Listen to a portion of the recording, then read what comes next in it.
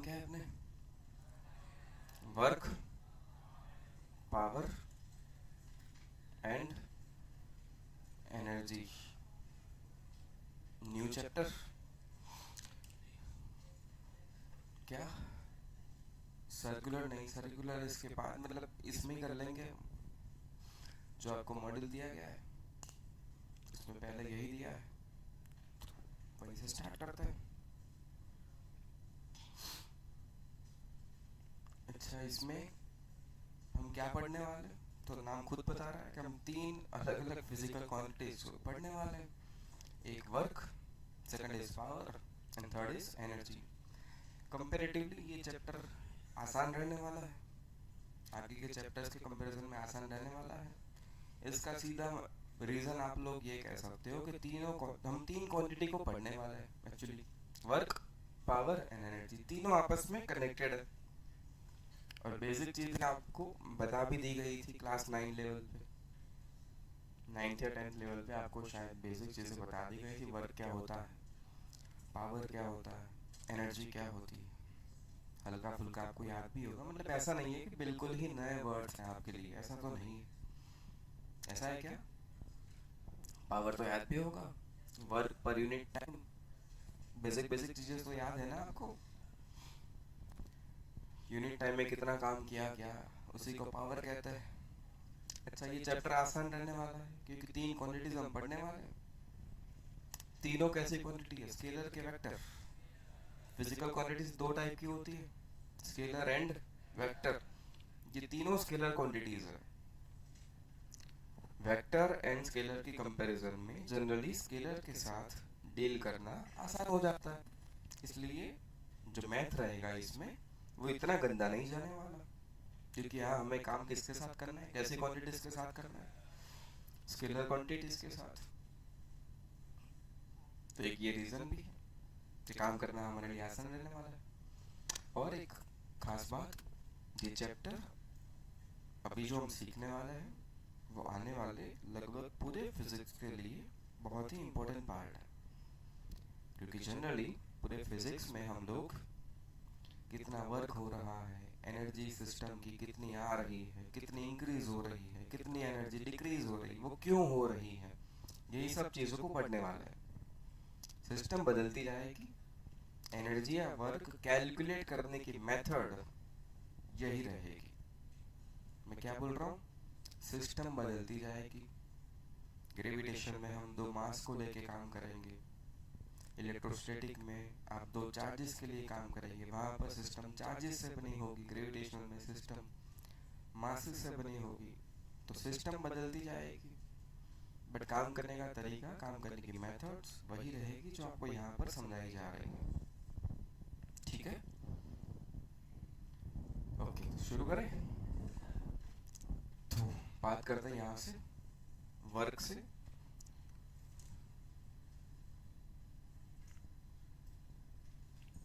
ये किस लिए पढ़ रहे हैं? ये सिर्फ अलग एक चैप्टर है कि ये चैप्टर पूरा फिजिक्स कवर करेगा ऑलमोस्ट? ये चैप्टर पूरे फिजिक्स में फैला हुआ ऐसा आप मान सकते हो। ये एक आइसोलेटेड चैप्टर नहीं है, इसका यूज पूरे फिजिक्स में होने वाला है। तो इस चैप्टर को समझना हमारे लिए बहुत जरूरी है। यहाँ पर हम क्या करेंगे, बेसिकली हम लोग काम करेंगे जितने भी फोर्सेस अभी तक आपको सिखा दिए गए उन सब के लिए हम वर्क कैलकुलेट कैसे किया जाता है वो समझेंगे, एनर्जी में चेंज कैसे आता है वो सारी चीजें समझने वाले हैं।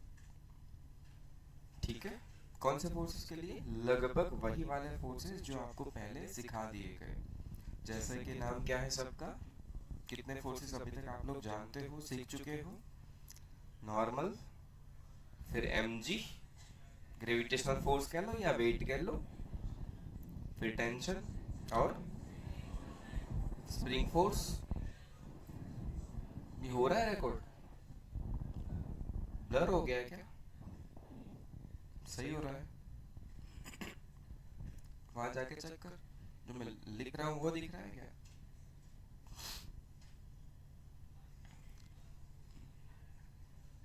ब्लर तो नहीं हो गया? नॉर्मल पता है, mg टेंशन, फिर स्प्रिंग फोर्स, और कुछ फ्रिक्शन।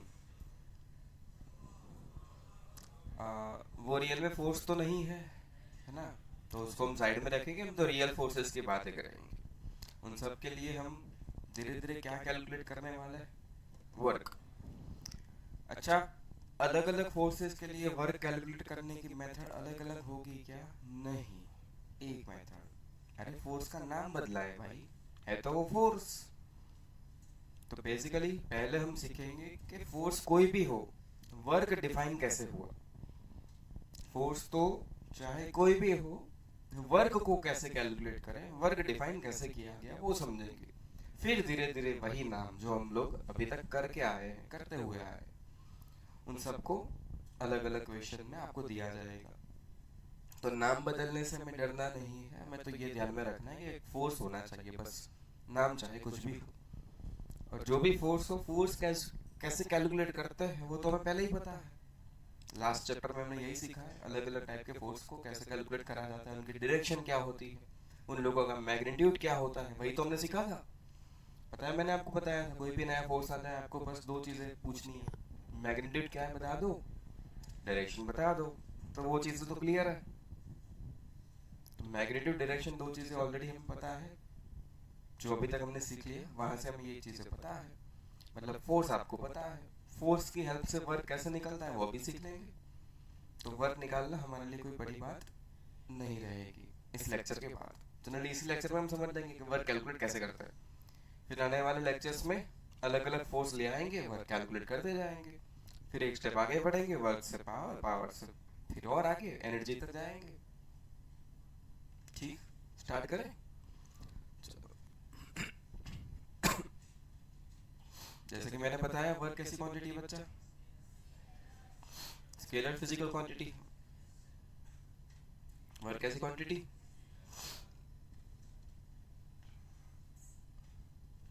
अभी तक हम फिजिक्स में बहुत सारी चीजें सीखते सीखते आए, जिसमें से एक बहुत इंपॉर्टेंट चीज हमने सीखी थी क्या, यहाँ पर भी वो हमें बहुत काम में आने वाला है, डिस्प्लेसमेंट। याद है डिस्प्लेसमेंट कैसे निकालते थे? 1D मोशन में अगर ये ओरिजिन है O, एंड ऑब्जेक्ट अगर 1D मोशन कर रहा है, initial position x1, final x2, तो क्या करते थे? डिस्प्लेसमेंट x2 माइनस x1 करते थे, सही है ना? यहाँ पर डिस्प्लेसमेंट ये हुआ करता था, x2 माइनस x1। अगर 2D या 3D हो तो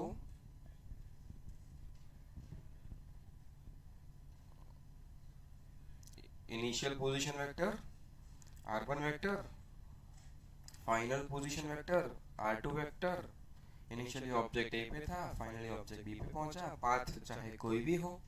याद है, डिस्प्लेसमेंट पाथ पे डिपेंड नहीं करता, पाथ चाहे कुछ भी हो जाए।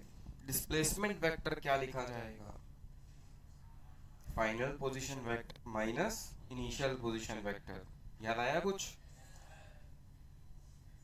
ये होगा क्या? डेल्टा आर वेक्टर, है ना? ये होगा कि ऊपर वाला होगा?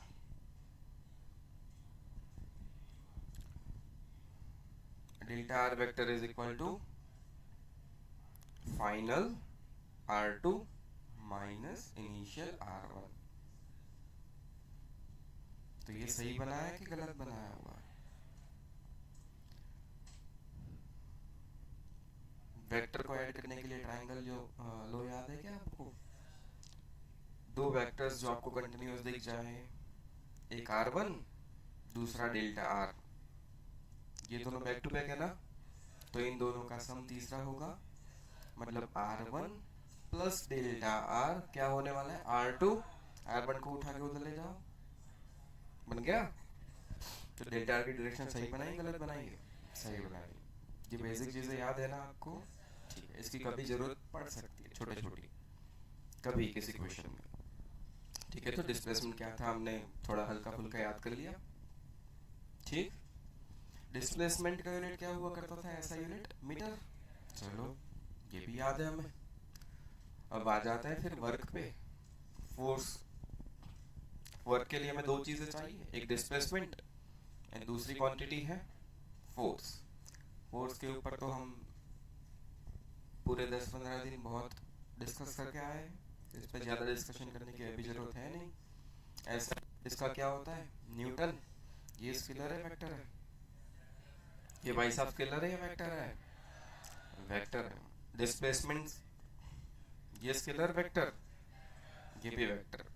तो एक्चुअली जब वर्क डिफाइन करा गया तो वर्क इन्हीं दो फिजिकल क्वांटिटीज की हेल्प से डिफाइन किया गया, एक फोर्स और दूसरा डिस्प्लेसमेंट। दो क्वांटिटी की हेल्प से किसको डिफाइन किया गया, वर्क। अगर मैं तुम्हें ये कह दूं कि वर्क इन दोनों के मल्टीप्लिकेशन से आ रहा है, इन दोनों के मल्टीप्लिकेशन से वर्क आ रहा है, तो फोर्स कैसी क्वांटिटी है, ये भी कैसी क्वांटिटी है, दो वेक्टर का मल्टीप्लिकेशन, आंसर कैसा, तो ये मल्टीप्लिकेशन कौन सा वाला होगा, डॉट। ये भी आपको याद है, दो तरह के मल्टीप्लिकेशन होते हैं, एक क्रॉस और दूसरा डॉट। क्रॉस का रिजल्ट वेक्टर होता है, डॉट का रिजल्ट स्केलर होता है। इन दोनों का मल्टीप्लिकेशन रिजल्ट स्केलर, तो ये कौन सा मल्टीप्लिकेशन होगा, डॉट होने वाला है। यहाँ तक तो चीज़ें हमें क्लियर है। तो चलो वर्क को डिफाइन कैसे किया गया उसकी बात करते हैं।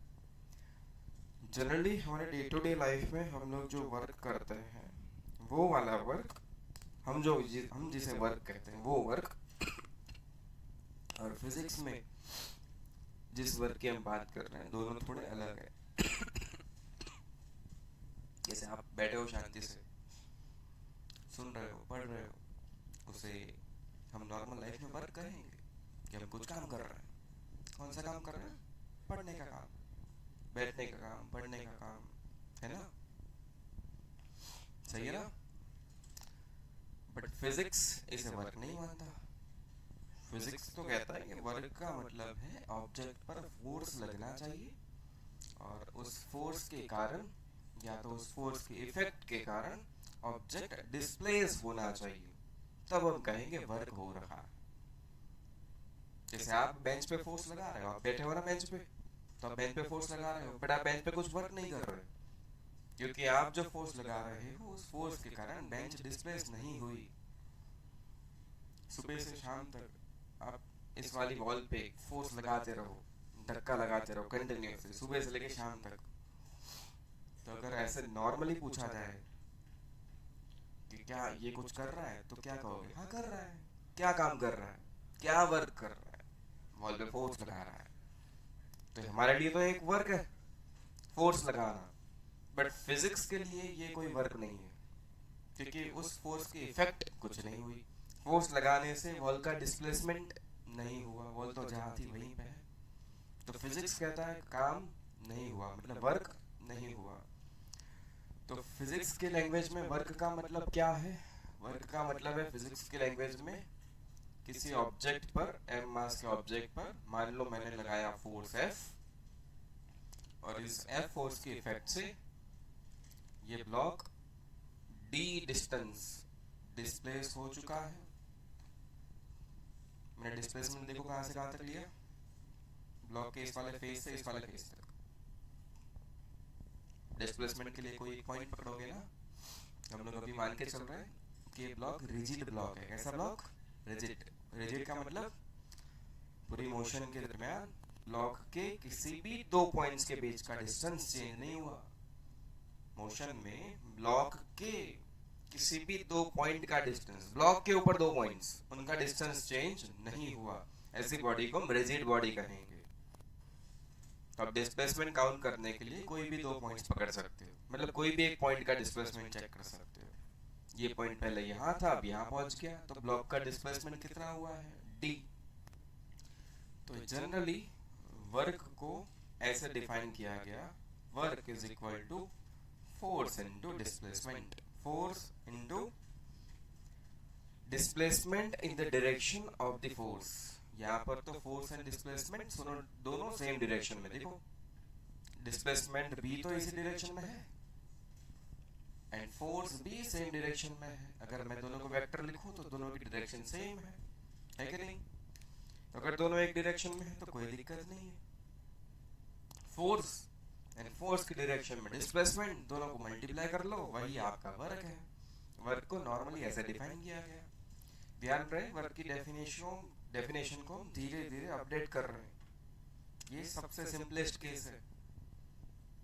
ये कौन सा केस है? सिंपलेस्ट केस, कि जहां फोर्स लगाया सेम डायरेक्शन में ऑब्जेक्ट चला। इनिशियली मान लेते हैं ऑब्जेक्ट रेस्ट पे था, तो जिधर तूने फोर्स लगाया उधर ही चलेगा। ठीक, ये सिंपलेस्ट केस। एक छोटे से एग्जांपल से बात भी कर लेते। चलो मान लेते हैं कि मैंने जो फोर्स लगाया वो 10 न्यूटन का था, पॉजिटिव एक्स डायरेक्शन में। कहा था? पॉजिटिव एक्स डायरेक्शन में मैंने फोर्स लगाया, और मैंने देखा कि इस फोर्स की इफेक्ट से ऑब्जेक्ट 2 मीटर चला, वो भी पॉजिटिव एक्स डायरेक्शन में ही चला। तो बताओ कितना वर्क हुआ? तो आंसर दे दिया फटाक से कि सर वर्क हुआ है फोर्स इनटू डिस्प्लेसमेंट, दोनों एक ही डायरेक्शन में, तो टेंशन की कोई जरूरत नहीं है, डायरेक्ट मल्टीप्लाई कर दो, आंसर 20। बट यूनिट क्या लिखोगे? जूल। यहां से लिख दो unit, unit of force. Force का unit newton, unit of displacement metre. Newton into metre को ही क्या कहा जाता है? जूल। याद है? ये कौन से सिस्टम में लिखा है? ऐसा यूनिट सिस्टम, या तो एमकेएस बोल दो। अच्छा, एक और भी सिस्टम हुआ करती थी, सीजीएस, है ना? सीजीएस में न्यूटन को क्या लिखते हैं? डाइन लिखते हैं। एंड मीटर को क्या लिखते हैं? तो डाइन सेंटीमीटर भी एक यूनिट हुआ। बट जूल को क्या लिखते थे? अर्ग। नहीं याद आप लोगों को भाई? तो कौन से सिस्टम में हो गया? सीजीएस यूनिट सिस्टम में। ये तो एसआई सिस्टम थी, तो यूनिट ऑफ वर्क क्या लिख दोगे? जूल। एनर्जी का भी यूनिट सही में क्या? हाँ, अरे ये तो पता है हमें, एनर्जी का यूनिट भी सेम है, अलग है? सेम। चलो ये तो सबसे सिंपल केस था, जहां पर फोर्स लग रहा है, सेम डायरेक्शन डिस्प्लेसमेंट हो रहा है, तो टेंशन की कोई जरूरत नहीं, फोर्स इनटू डिस्प्लेसमेंट, सीधा आंसर। कुछ और भी चीजें हमने यहाँ पर यूनिट्स के लिए पहले सीख ली थी। जैसे कि मैं आपको पूछूं कि 1 जूल तो कितने अर्ग पता है क्या? 10⁻⁷। जूल कौन सी सिस्टम में यूनिट है? एसआई। ये कौन से सिस्टम में है? सीजीएस। मतलब ये लोग मुझे क्या पूछ रहे हैं? एसआई से सीजीएस में जाने के लिए कह रहे हैं। तो हमने क्या करा था? 1 जूल, जूल को क्या लिख सकते हो? Newton metre. न्यूटन को सीजीएस में करना हो तो कैसे करते हैं? न्यूटन का सीजीएस होता है डाइन। न्यूटन का सीजीएस 1 न्यूटन तो कितने डाइन? 10⁵। 1 न्यूटन तो कितने डाइन?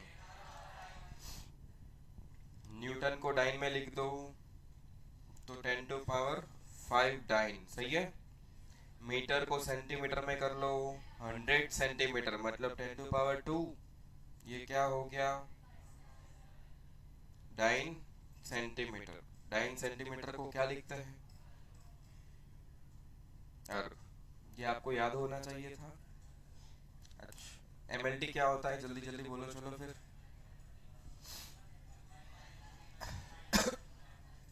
वर्क तो होता है फोर्स इनटू डिस्प्लेसमेंट। फोर्स के लिए एमएलटी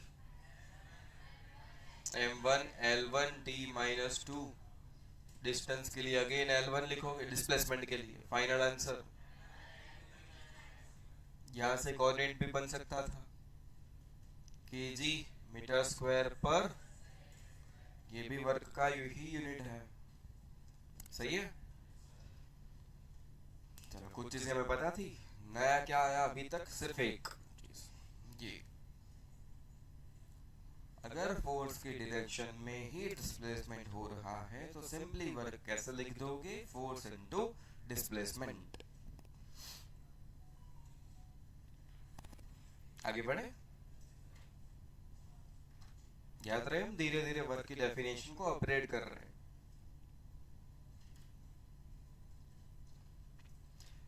बट ऐसा जरूरी थोड़ी है यार कि ऑब्जेक्ट जहाँ चल रहा हो सेम डायरेक्शन में फोर्स लग रहा हो।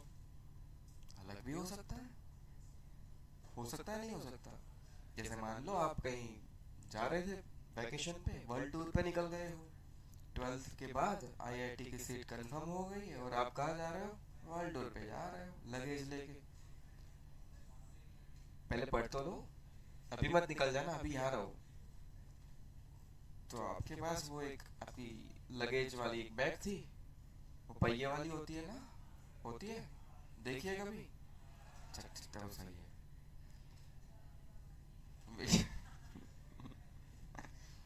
यहाँ पे मिल जाएगी डिस्काउंट में। अच्छा, तो उसको कैरी हम कैसे करते हैं, ऐसे उठा के ऊपर, तो घसीट के, लात मार मार के। तो उसका ऐसे हैंडल पकड़ते हैं और हम तो ऐसे फोर्स लगा रहे होते हैं, और बट वो डिस्प्लेस कहाँ हो रही है, हम तो फोर्स ऐसे लगा रहे हैं हाथों से, बट डिस्प्लेसमेंट कहाँ देखने को मिलता है। तो डिस्प्लेसमेंट इधर हो रहा है बट फोर्स एंगल पे लग रहा है। मान लो जीवन में कभी आप बाहर गए ही नहीं, वो भी छोड़ो, चलो जब आप छोटे बच्चे थे तब वो खिलौने वाली गाड़ियों से तो खेले हो कभी, वो भी नहीं खेले। एक रस्सी बांध के रखते थे, अरे पत्थर को तो बांध के रखा होगा, उसे तो घसीटा होगा। तो जो फोर्स लगा रहे थे वो तो रस्सी पे लगा रहे थे एंगल पे, बट डिस्प्लेसमेंट कहाँ हो रहा था, एंगल पे हो रहा था, ऐसे ऊपर के ग्राउंड पे हो रहा था। तो डिस्प्लेसमेंट की डायरेक्शन अलग है, एंड आप जो फोर्स लगा रहे हैं फोर्स की डायरेक्शन कुछ अलग है। दोनों सेम डायरेक्शन में ही है, इन शॉर्ट, है ना, दोनों सेम डायरेक्शन में अलग। ये वही आपका पत्थर, जब आप छोटे बच्चे थे, छोटी चड्डी पहनते थे, बड़ी शरारत करते थे, लॉलीपॉप खाते थे, तब की बात कर रहा हूं। फोर्स तो आप ऐसे लगा रहे थे बट डिस्प्लेसमेंट कहां हो रहा था, ऐसे कुछ हुआ था। ब्लॉक डी जितना डिस्प्लेस हुआ था इस डायरेक्शन में, बट फोर्स की डायरेक्शन कुछ एंगल पर है, देखो।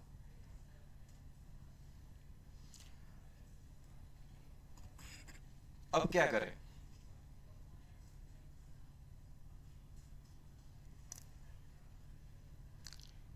पूछा गया कि आप क्या करें भाई। पहले तो कहानी सिंपल थी, फोर्स डिस्प्लेसमेंट सीधा कैलकुलेट कर लो, फोर्स इनटू डिस्प्लेसमेंट।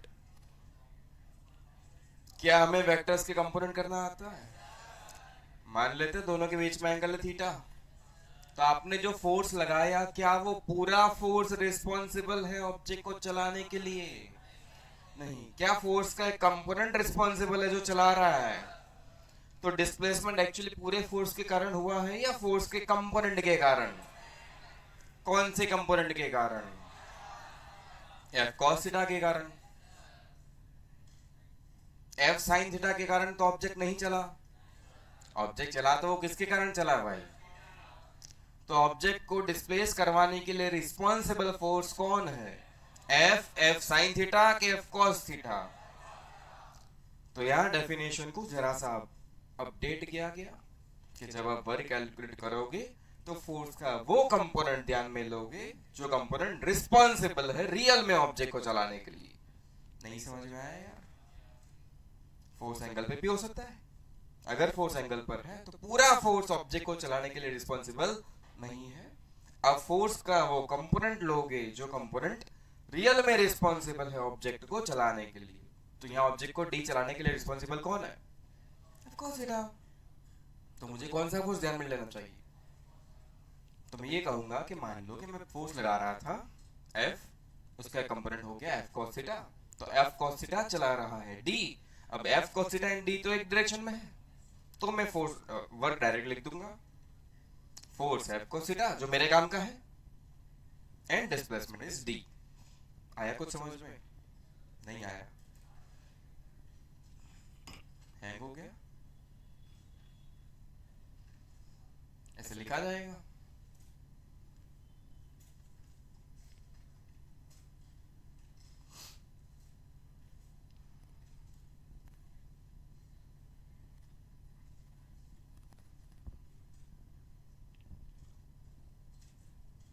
याद रहे हम डेफिनेशन को धीरे धीरे अपडेट कर रहे हैं।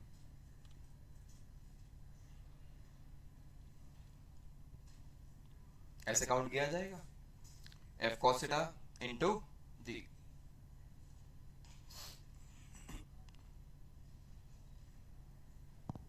चले आगे। ओके, W का आ गया, W आ गया F cos theta into D.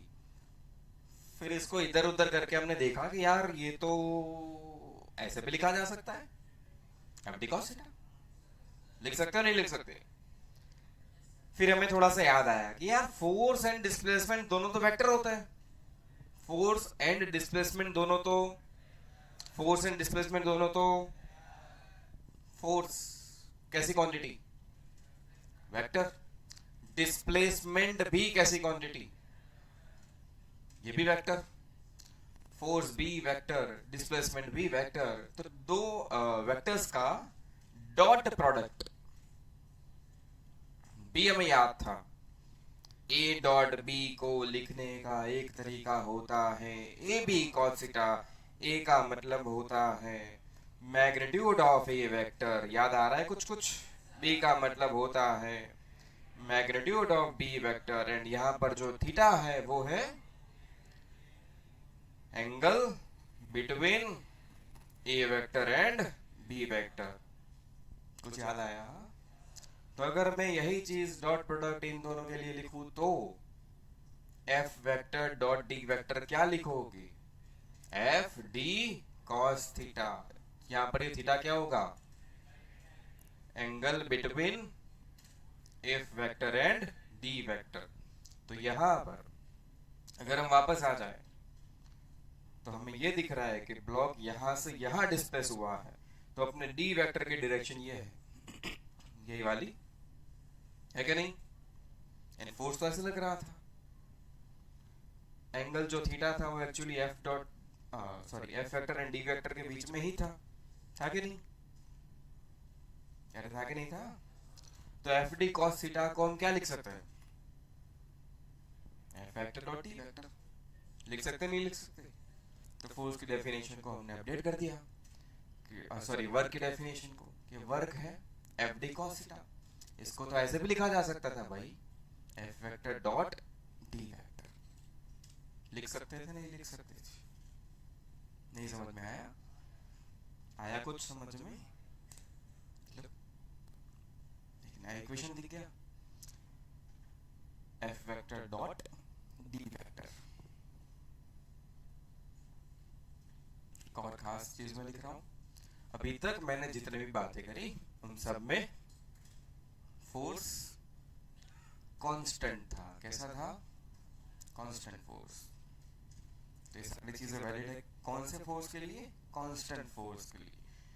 मतलब फोर्स टाइम या तो पोजीशन के साथ, लोकेशन के साथ चेंज नहीं हो रहा, फोर्स कांस्टेंट है। पूरे डिस्प्लेसमेंट में फोर्स कभी भी चेंज नहीं हुआ है, ना तो उसकी डायरेक्शन चेंज हुई ना तो उसका मैग्नीट्यूड चेंज हुआ। तो इक्वेशन किसके लिए वैलिड है? This is valid for constant force.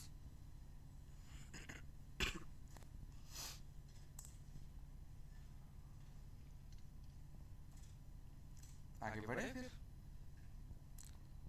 चलो फोर्स का इक्वेशन हमने जरा सा अपडेट कर दिया, सॉरी वर्क का इक्वेशन बन गया अब F vector dot D vector. ये किसके लिए वैलिड है, कौन से फोर्सेस के लिए? F vector dot D vector कब लगाओगे, जब फोर्स वेक्टर कांस्टेंट हो। फोर्स कांस्टेंट होने का मतलब मैग्नीट्यूड भी चेंज नहीं हो रहा है और डायरेक्शन भी चेंज नहीं हो रही। पूरे डिस्प्लेसमेंट में कभी भी मैग्नीट्यूड भी चेंज नहीं हुआ फोर्स का, एंड फोर्स की डायरेक्शन भी चेंज नहीं हुई। चलो वर्क हमें मिल गया ये F dot D. F dot D को हम लिख सकते हैं एफ डी कॉस थीटा। फिर इसको और थोड़ा एनालाइज करा हमने और इसको दो अलग तरीके से लिखा, f into D cos theta and f cos theta into D. लिख ही सकता है, इसमें कोई दिक्कत नहीं है, लिख सकते हैं ना भाई। तो जब मैं लिख रहा हूं d cos थीटा तो इसका मतलब है मैंने d वेक्टर का कंपोनेंट किया है, और जब मैं लिख रहा हूं f cos थीटा तो इसका क्या मतलब है, f वेक्टर का कंपोनेंट किया हुआ है। d cos थीटा कौन से वेक्टर का कंपोनेंट हो गया, d वेक्टर, और f cos थीटा कौन से वेक्टर का कंपोनेंट हो गया, f वेक्टर। तो यार डिस्प्लेसमेंट वेक्टर तो इधर था, मैं सिर्फ वेक्टर बना रहा हूं। डिस्प्लेसमेंट वेक्टर तो भैया इधर था, फोर्स वेक्टर अपना कहां था, इधर था कि नहीं। अब करो डी वेक्टर का कंपोनेंट जो एफ की डायरेक्शन में हो, कहां हो, इन दोनों के बीच में एंगल क्या था, थीटा। क्या हम डी वेक्टर के दो कंपोनेंट कर सकते हैं, एक कंपोनेंट एफ की डायरेक्शन में, दूसरा कंपोनेंट परपेंडिकुलर डायरेक्शन में, कर सकते हो क्या। एफ की डायरेक्शन में कंपोनेंट करने के लिए यहां से अगर मैं परपेंडिकुलर बना लूं तो इतना होगा डी कॉस थीटा, होगा कि नहीं होगा, एंड डी साइन थीटा यहां जाएगा, जाएगा कि नहीं, जाएगा नहीं जाएगा। डी वेक्टर के दो कंपोनेंट्स किए मैंने, डी वेक्टर के दो component, D cos D sine. दो कंपोनेंट के बीच में वेक्टर खुद होता है, बहुत सारी चीजें मैंने समझी हुई है भाई वेक्टर के कंपोनेंट के लिए, यह गड़बड़ नहीं होनी चाहिए। तो ये क्या है, force into component of D vector in the direction of F vector. D के दो कंपोनेंट है, दो में से कौन सा कंपोनेंट है ये, वो वाला कंपोनेंट जो एफ वेक्टर की डायरेक्शन में है। तो इस वर्ग को ऐसे भी लिखा गया कि तुम क्या हो भाई, तो इसने कहा मैं हूं force into component of D vector in the direction of F vector. मैं डी वेक्टर का वो कंपोनेंट हूं जो एफ की डायरेक्शन में है, इन दोनों का मल्टीप्लिकेशन क्या है, work.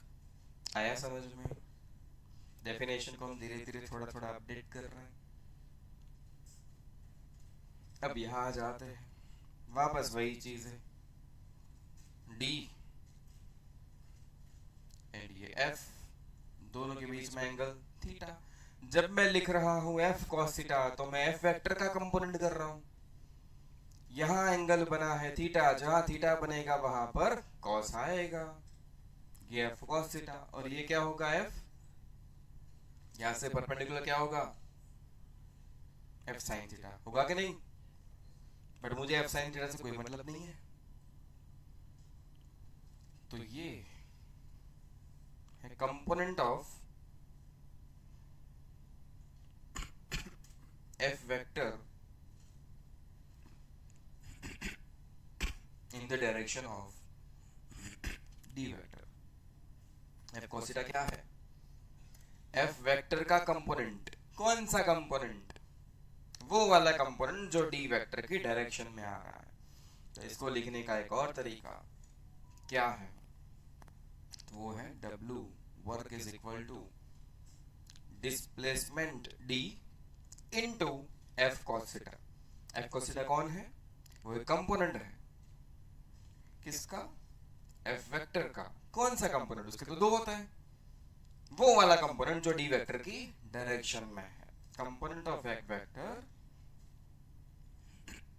In the direction of D vector. तो इन दो अलग अंदाज में वर्क को समझाया गया कि आप ये काम कर सकते हो, फोर्स लिख दो, उसके साथ डी का वो वाला कंपोनेंट लिखो, डी का वो कंपोनेंट जो फोर्स के साथ आ रहा है, डी cos थीटा, या तो डी लिख दो और एफ का वो कंपोनेंट ले लो जो डी के डायरेक्शन में आ रहा है,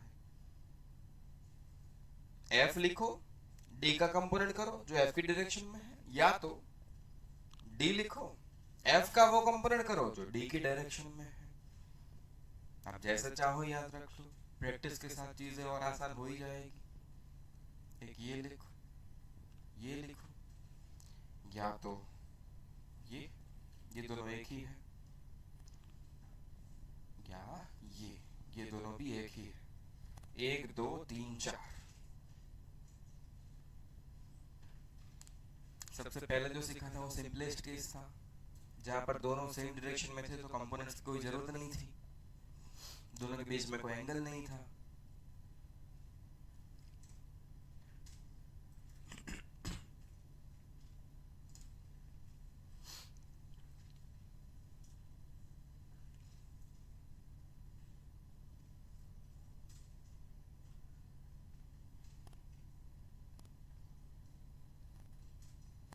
हो गया यहाँ तक कॉपी?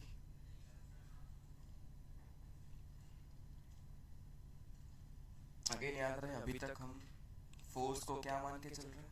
कांस्टेंट।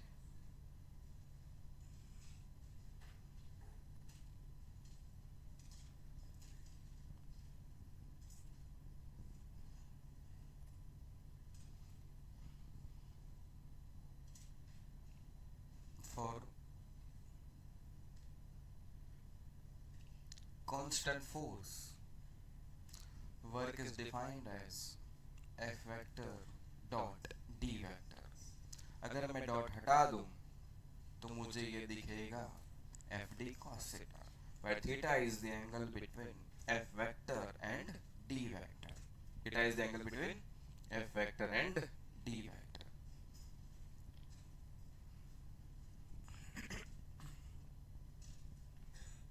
आगे बढ़े, आगे चले। जो सबसे पहला सिंपलेस्ट केस हमने लिया था वहां पर एंगल क्या था? 0 डिग्री। एफ वेक्टर भी मैंने पॉजिटिव एक्स में माना, डी वेक्टर भी पॉजिटिव एक्स में माना था, एंगल 0 था, चेक कर लो। cos 0 क्या होता है? तो हो गया f इंटू डी, इसलिए तो हम कर रहे थे पहले f into D, f into D. नहीं समझ में आया यार? क्या बोल रहा हूँ, समझ में आया? जो सिंपलेस्ट केस इससे भी पहले लिया था वहां पर F vector and D vector same direction में थे। अगर दोनों वेक्टर एक ही डायरेक्शन में है तो एंगल क्या हो जाएगा? दोनों के बीच में एंगल 0 हो गया, एंगल 0 कर दो, cos 0 1 होगा, तो वर्क क्या हो गया? f into D. तो जो पहले हमने किया था वो सही है, मतलब ये इक्वेशन सही है। एंगल कुछ भी हो जाए हम कैलकुलेट अब कर सकते हैं, वो तो स्पेसिफिक एंगल के लिए था ना 0 डिग्री, अब तो कर सकते हो एंगल कोई भी हो। आया समझ में? यहाँ से फिर आगे बढ़ते हैं। अब मुझे यहाँ से कुछ चीजें समझ में आ रही है धीरे धीरे। अगर एंगल की वैल्यू 90 से छोटी है, कैसी है? 90 से छोटी, एंगल थीटा है angle between F vector and D vector. अगर ये एंगल 90 से छोटा है, मतलब ऐसा कुछ, यहां पर है अपना डी वेक्टर और यहां है अपना एफ वेक्टर, ऐसा कुछ है theta. Theta is less than 90, 0 से 90 के बीच में मान लो, 0 से 90 के बीच में मान लो थीटा। तो cos थीटा पॉजिटिव होगा नेगेटिव होगा? 0 से 90 के बीच में कोई एंगल हो तो cos theta positive negative? Positive. cos theta positive तो वर्क, cos थीटा पॉजिटिव तो वर्क पॉजिटिव। अच्छा, अगर एंगल परफेक्टली 90 हो जाए, हो सकता है?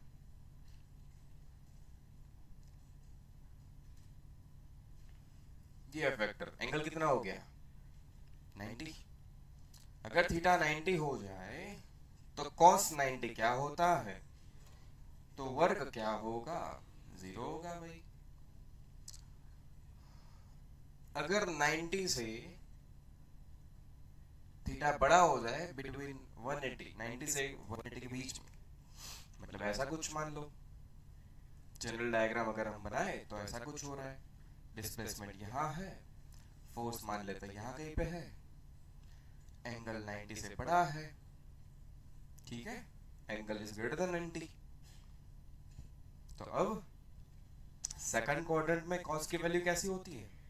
नेगेटिव होती है, तो cos थीटा नेगेटिव होगा। अगर cos थीटा नेगेटिव हो गया तो वर्क नेगेटिव होगा, वर्क नेगेटिव होगा, तो वर्क पॉजिटिव भी हो सकता है, नेगेटिव भी हो सकता है, जीरो भी हो सकता है। वर्क पॉजिटिव भी हो सकता है, नेगेटिव भी हो सकता है, जीरो भी हो सकता है। धीरे धीरे धीरे कैलकुलेट करेंगे, अलग अलग केसेस को स्टडी करेंगे, तब ये चीजें और ज्यादा क्लियर होगी। अभी तो मैं सिर्फ आपको एंगल की हेल्प से समझा रहा हूँ, वर्क पॉजिटिव कैसे, नेगेटिव कैसे, जीरो कैसे। नेगेटिव वर्क का क्या मतलब है वो हम बाद में समझेंगे जब हम अलग अलग केसेस स्टडी करेंगे।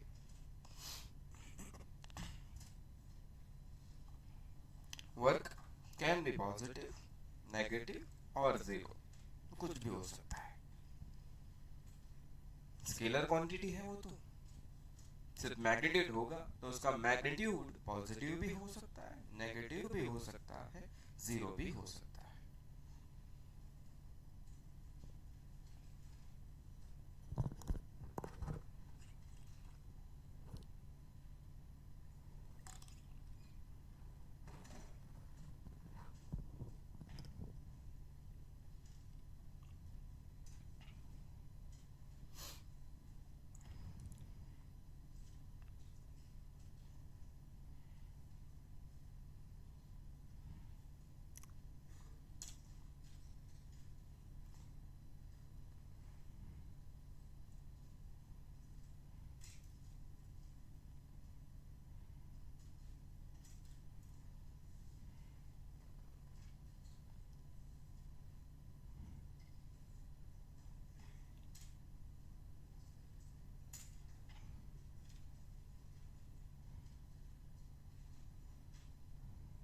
हो गया?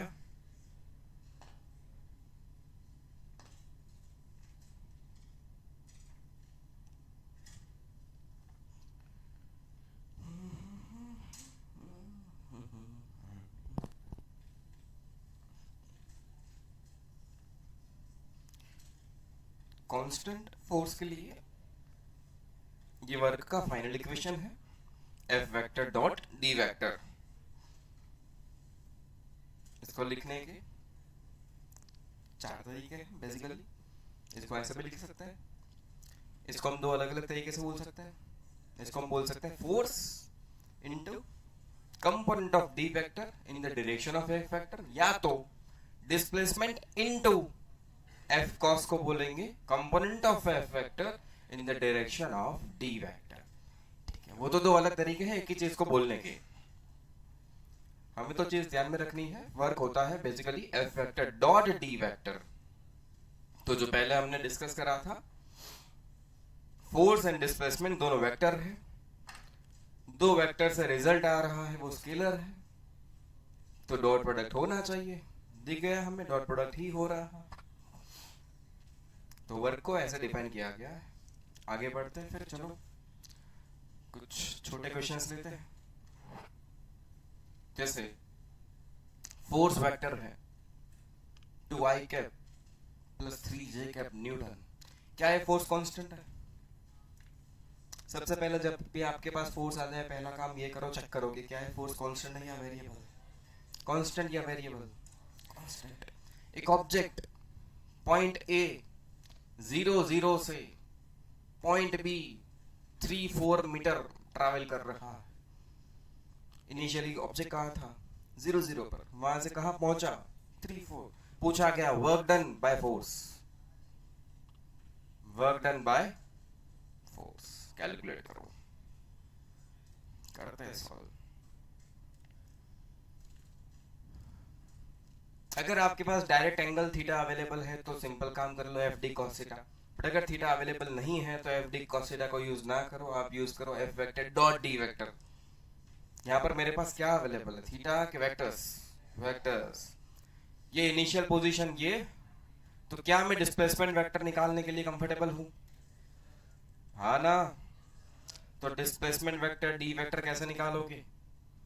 r2 माइनस r1 मतलब 3-4 माइनस 0-0। अरे यार, मतलब 3-4, इसको ऐसे भी तो लिख सकते हो 3i plus 4j। And force क्या है? कितने न्यूटन है कि नहीं? तो वर्क क्या लिखोगे? F vector dot D vector F vector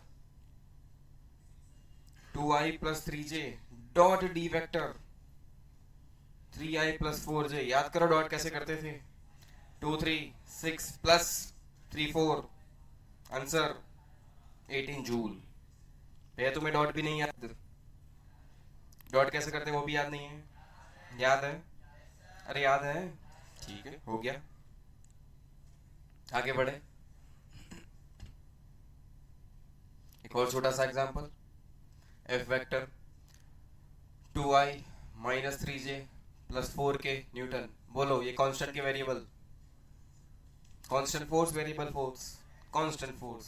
initial point 1 2 3 metre से ऑब्जेक्ट पॉइंट बी पे पहुंचा 4 5 6। पूछा गया वर्क डन बाय फोर्स। आप करोगे मैं करूं? करो फिर जल्दी, चलो। ब्लर हो गया।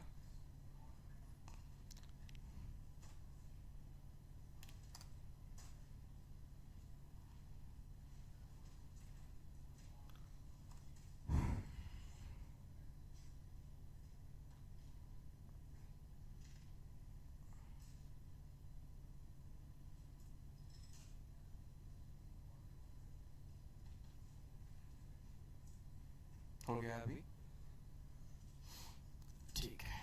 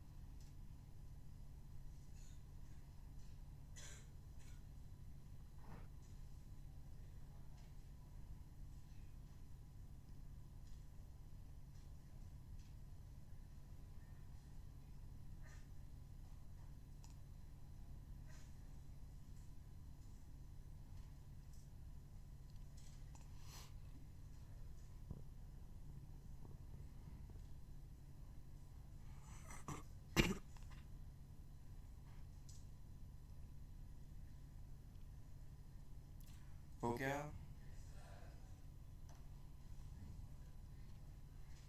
क्या आ रहा है आंसर? डी वेक्टर क्या आ रहा है? D vector 4 minus 1 3 5 minus 2 3 6 minus 3। F vector क्या है? 2 माइनस 3 4। तो डब्ल्यू क्या लिखा जाएगा? F dot D. F 2 minus 3 4 dot D 3 3 3 6 minus 9 plus 12 9 joule. Answer आया नहीं आया? आ गया, आ गया ना। और आगे बढ़ते चलो। एक ऑब्जेक्ट फ्री फॉल कर रहा था, मास एम था,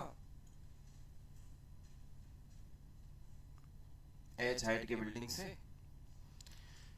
क्या कर रहा है? Free fall. पूछा गया work done by gravitational force, work done by gravitational force.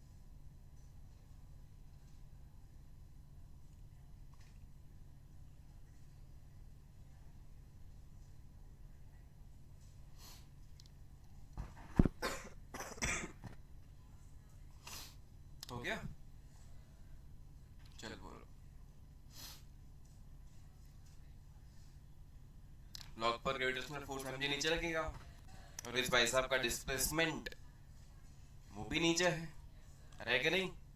तो force and displacement same direction में अलग, तो सीधा काम कर लो, फोर्स इंटू डिस्प्लेसमेंट, खत्म कहानी, mg इंटू h। वर्क क्या होगा? डायरेक्ट काम, force into displacement h, work कितना हुआ? mgh। नहीं समझ में आया?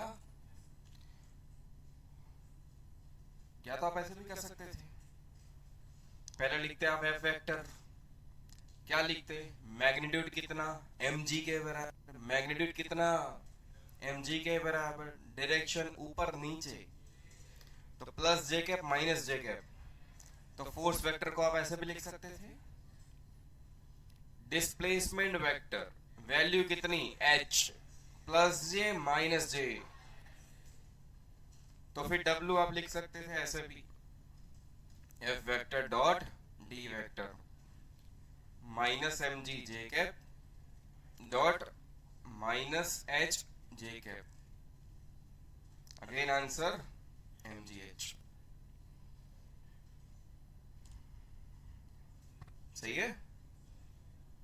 नहीं समझ में आया यार? आगे बढ़ते हैं फिर। मान लेते हैं कोई ऑब्जेक्ट यूनिफॉर्म सर्कुलर मोशन कर रहा है। क्या कर रहा है? ये क्या लिखा मैंने? Uniform circular motion. अच्छा, यूनिफॉर्म सर्कुलर मोशन का क्या मतलब है? ऑब्जेक्ट कांस्टेंट स्पीड से किसी r रेडियस के सर्कल में सर्कुलर मोशन परफॉर्म कर रहा है। कांस्टेंट स्पीड से वो किसी रेडियस पर चल रहा है कंटिन्यूअसली। जैसे एक हल्के से रस्सी ले लो ऐसे, और पत्थर बांधो, घुमाते रहो, तो ऑब्जेक्ट ऐसे चल रहा है। जैसे ये फैन मान लो, इसकी लास्ट एंड पर एक स्टिकर चिपका दो आप, सिर्फ उसे देखो, बस सिर्फ उसे देखो, पूरे फैन को नहीं, सिर्फ उस पॉइंट को देखो, तो वो एक सर्कल में घूमेगा फिक्स स्पीड से, और उसकी स्पीड कांस्टेंट। उस पर्टिकुलर पॉइंट की बात कर रहा हूं मैं, पूरे फैन की बात नहीं कर रहा हूं। या तो सिंपल केस कर लो, पत्थर बांध दो, घुमाते रहो। तो पत्थर कौन सी मोशन कर रहा है?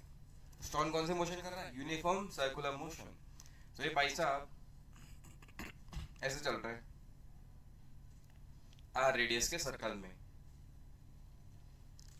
तो अगर आप बेसिक थोड़ा बहुत साइंस जानते हो तो आपको ये पता है कि यहाँ पर एक फोर्स लगता है, सेंट्रिपिटल फोर्स कहते हैं जिसे। याद है? याद है? इसकी एक वैल्यू होती है, कभी आपने सुना हो तो, mv²/r। सेंट्रिपिटल फोर्स कितना होता है? mv²/r। उसकी डायरेक्शन हमेशा टुवर्ड्स सेंटर होती है। कहीं पर भी चले जाओ, फोर्स की डायरेक्शन कहाँ होगी? सेंटर की तरफ होगी हमेशा। बट डिस्प्लेसमेंट देखो, तो आप इस पूरे पाथ को छोटे छोटे सेगमेंट में, छोटे छोटे पार्ट में तोड़ सकते हो। यहां पर देखो तो ऑब्जेक्ट इधर जाता हुआ दिख रहा है। अगर मैं सिर्फ यहां देखूं तो मुझे ऑब्जेक्ट कहां जाता हुआ दिखेगा? इधर। तो डिस्प्लेसमेंट वेक्टर में ऐसे बना सकता हूं, टेंजेंट। यहां चला जाऊं तो डिस्प्लेसमेंट वेक्टर में ऐसे बना सकता हूं, यहां चला जाऊं तो डिस्प्लेसमेंट वेक्टर ऐसे बनेगा। तो इस पर्टिकुलर पॉइंट पर डिस्प्लेसमेंट वेक्टर की डायरेक्शन ऐसे बन रही है, छोटे छोटे डिस्प्लेसमेंट वेक्टर। यहां पर बनाओगे तो ये बन रहा है डिस्प्लेसमेंट, एंड फोर्स इधर आएगा सेंटर की तरफ। यहां पर चले जाओ, डिस्प्लेसमेंट इधर दिखेगा एंड फोर्स इधर आएगा सेंटर की तरफ, है ना? यहां पर चले जाओ तो डिस्प्लेसमेंट इधर दिखेगा, फोर्स इधर आएगा। तो कहीं पर भी चले जाओ, फोर्स एंड छोटे छोटे डिस्प्लेसमेंट, छोटे डिस्प्लेसमेंट को मैं ds लिख रहा, फोर्स एंड छोटे छोटे डिस्प्लेसमेंट के बीच में एंगल कहीं पर भी चले जाओ, कितना दिख रहा? कितना दिख रहा है? कितना दिख रहा है? अगर एंगल 90 है तो वर्क क्या लिखोगे? अगर एंगल 90 है तो वर्क क्या लिखोगे? 0। अगर एंगल 90 है तो वर्क क्या लिखोगे भाई?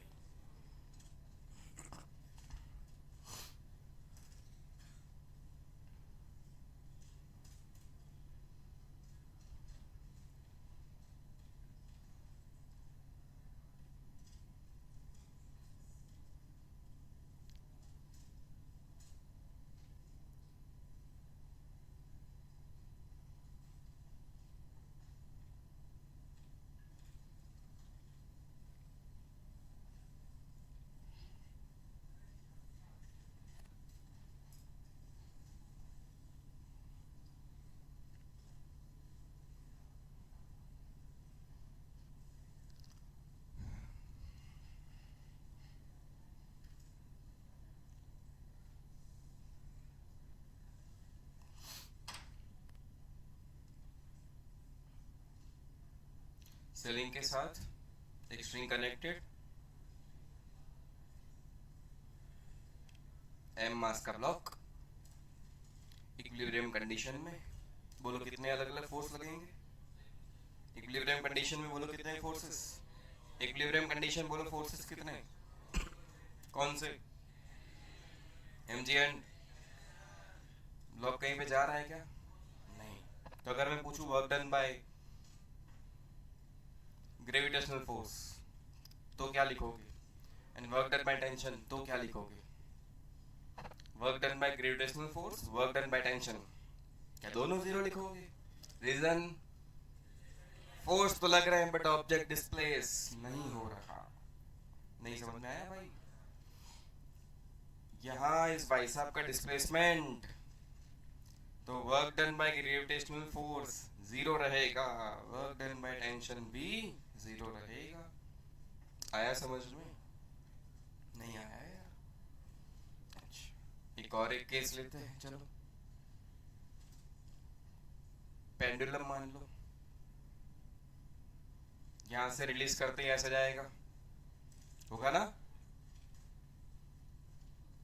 ऐसे मोशन होने वाली। तो पूरी मोशन में कभी भी चेक कर लो, यहां पर टेंशन इधर आएगा, टेंशन इन स्ट्रिंग, और इस पार्टिकल का छोटा डिस्प्लेसमेंट, जैसे वहां छोटे छोटे डिस्प्लेसमेंट लिखे थे वैसे ही छोटा डिस्प्लेसमेंट क्या यहां पर बनेगा? टेंजेंट के डायरेक्शन में ऐसे बनाओगे ds, एंगल कितना दिखेगा? 90। यहां पर छोटा डिस्प्लेसमेंट और ये टेंशन, तो एंगल कितना रहेगा? हमेशा हमेशा एंगल कितना रहेगा? हमेशा एंगल कितना रहेगा? एंगल अगर 90 है तो वर्क कितना होगा? 0। तो वर्क डन बाय टेंशन 0। यहां वर्क डन बाय टेंशन 0 होने का रीजन था डिस्प्लेसमेंट 0, यहां वर्क डन बाय टेंशन 0 होने का रीजन है एंगल 90।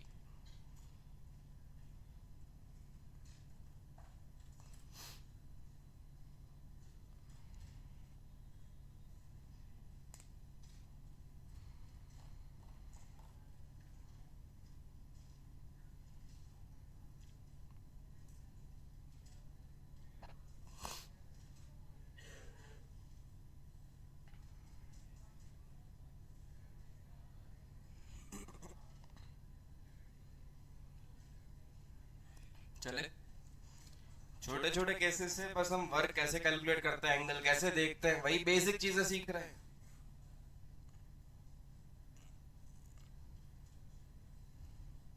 ऐसे कोई क्वेश्चन नहीं पूछने वाले आपको, बट क्वेश्चन में हम छोटी छोटी गलतियां ना करें, इसलिए ये सारी चीजें डिस्कस हो रही है। अभी साइन में गलती हो सकती है, डायरेक्शन देखने में गड़बड़ हो सकती है, एंगल देखने में गड़बड़ हो सकती है, तो वही सारी गड़बड़ हमें नहीं करनी, इसलिए छोटे छोटे केसेस अलग अलग ले रहे हैं। और आगे बढ़ते हैं फिर।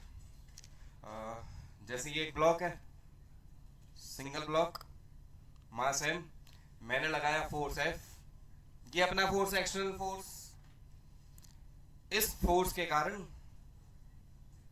ऑब्जेक्ट यहां से यहां पहुंच गया, कह रहे हैं applied force F is equal to 5 newton. Again कह रहा हूं पॉजिटिव एक्स डायरेक्शन में था, ब्लॉक का डिस्प्लेसमेंट देखने को मिला 5 मीटर, वो भी पॉजिटिव एक्स डायरेक्शन में। डिस्प्लेसमेंट कहां पर? पॉजिटिव एक्स डायरेक्शन में। पहले तो मुझे ये बताओ कि इस ब्लॉक पर कितने अलग अलग टाइप के फोर्सेस अभी लग रहे हैं? 3 लग रहे हैं क्या? 3 फोर्सेस दिख रहे हैं क्या? कौन से 3? क्या यहां पर mg लगा सकते हो? क्या यहां नॉर्मल भी लगा सकते हो? तो अगर तुम्हें पूछा जाए work done by normal, work done by gravitational force and work done by external force, तो तीनों के आंसर सेम नहीं आने वाले, अलग अलग चीजें हैं तीनों। पहला वर्क डन बाय नॉर्मल, अच्छा नॉर्मल ऊपर, डिस्प्लेसमेंट इधर, ये है डिस्प्लेसमेंट अपना 5 मीटर का। मैं ये समझा रहा हूं, लोग ये कॉपी करने में व्यस्त हैं। नॉर्मल ऊपर, डिस्प्लेसमेंट इधर, एंगल बोलो तो work done by normal force mg, सही है। Displacement d into cos theta, ऐसे लिखते हैं ना, F vector dot D vector मतलब F D cos theta, F D force की वैल्यू mg, सॉरी नॉर्मल की बात कर रहे हैं, फोर्स की वैल्यू नॉर्मल लिख दो, displacement d but angle 90, answer work done by mg, force की value mg, displacement d but mg नीचे, डिस्प्लेसमेंट इधर, angle, force sorry work, finally 0। Work done by external force F, force की value F, displacement D, cos theta, theta is the angle between two vectors, F vector इधर, D vector भी इधर, angle, angle 0, angle cos 0, F की value, D की value cos 0, answer +25 joule. नहीं समझ में आया यार? आया?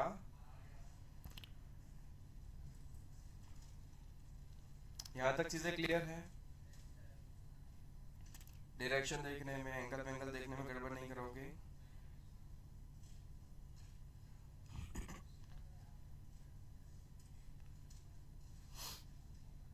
एंगल 180,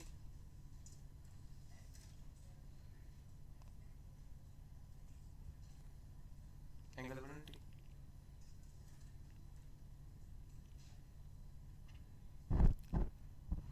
चलो ठीक है, तो आज यहीं तक रखते हैं, कल डिस्कशन को थोड़ा और आगे ले जाएंगे। काम तो मैंने बता दिया आपको क्या करना है, इसमें अभी कुछ खास काम नहीं करना है आपको, बस चीजें याद रखनी है कि लिखते कैसे हैं।